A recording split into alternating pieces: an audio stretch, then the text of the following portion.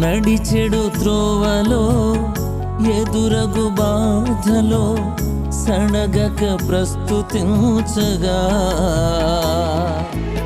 ఏ ఓటమిలో తల క్రిందులవ్వక ఆత్మబలముతో ఫలితాలు పొందగా